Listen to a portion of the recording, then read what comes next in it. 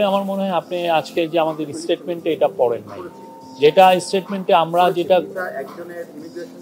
আমাদের যেটা ছিল, আমি আবারও বলি, তাদের 5 জনই আমাদের সাথে আসার কথা ছিল এবং সেখান থেকে আমরা ঢাকা থেকে ওই বিষয়ে আমরা প্রিপারেশন নিয়েছি এবং সেই অনুযায়ী যথাযথ কর্তৃপক্ষের কাছে তাদের লিস্টও গিয়েছে এবং সেই অনুযায়ী তারা নেমে আমাদের সাথে যেই যেই কনভয়, সেই কনভয়ে আসবেন। ওনারা আধা ঘন্টা ওইখানে বসেও ছিলেন, কিন্তু একটা ভিসা সংক্রান্ত একটা জটিলতার কারণে ওই দিক দিয়ে আসছে।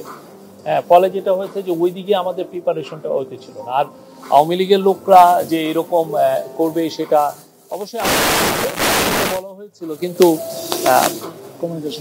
কমিউনিকেশন কিছু গ্যাপ হয়েছে, এগুলো নিয়ে আমরা দেখছি।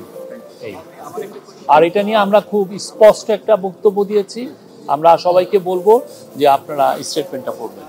আর আওয়ামী লীগ তো কি করতে পারে আমরা তো জুলাই আগস্টে দেখেছি, বা গত হাসিনার 15 বছরে তো দেখেছি। তারা খুন করতে পারে, তারা গুম করতে পারে, তারা লাখ লাখ মানুষকে ফেক কেস দিতে পারে, তারা হেন কোনো অপকর্ম নাই যে তারা করতে পারে না। এখন দেখেন, তার কোনো বন্ধু নাই, তারা কোথায় গিয়ে থেকেছে।